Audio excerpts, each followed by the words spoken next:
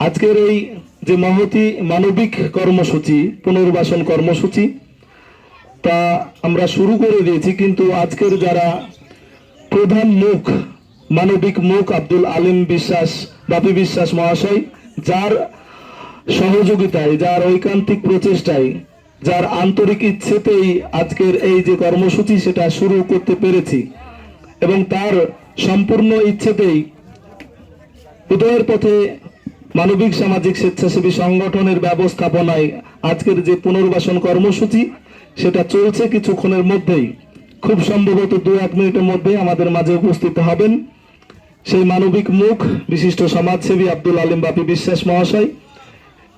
সঙ্গে আজকের প্রধান অতিথি ডোমকল থানার ভারপ্রাপ্ত আধিকারিক শ্রী পার্থ সারথী মজুমদারও মহাশয়ও আমাদের মাঝে উপস্থিত হবেন।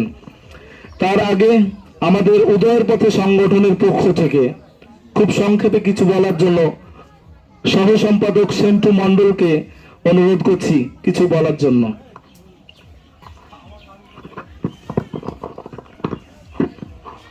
ধন্যবাদ সঞ্চালক ফরিদ আনসারী এবং উদয়ের পথের সম্পাদক।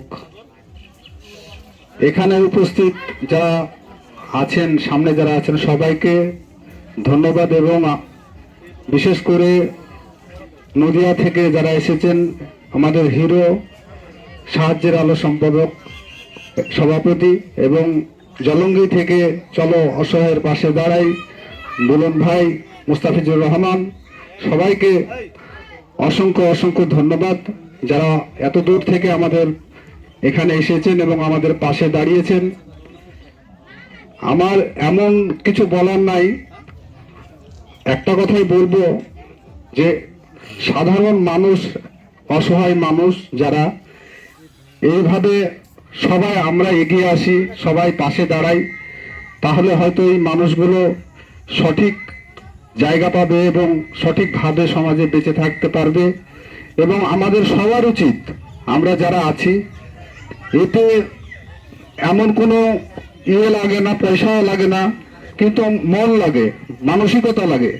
মানুষ সবাই যদি এগিয়ে আসে, আমরা এই কাজগুলো কিছুই না, কিন্তু আমাদের মানসিকতার দরকার। আমরা এইভাবে যেন মানুষের পাশে সবাই থাকবো, এটা রাখতে হবে আমাদের সবাইকে।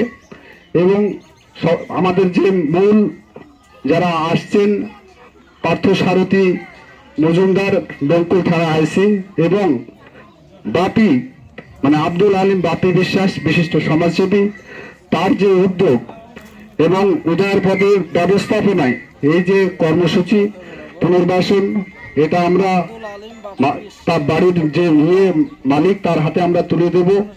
এই নিয়ে আমরা এসেছি এখানে, এবং যথাসময়ে ওরা আসলে আমরা এইগুলো তুলে দিতে পারবো, বাড়িটা তুলে দেবো। এই বলে আমি আমার সংক্ষিপ্ত বক্তব্য শেষ করছি।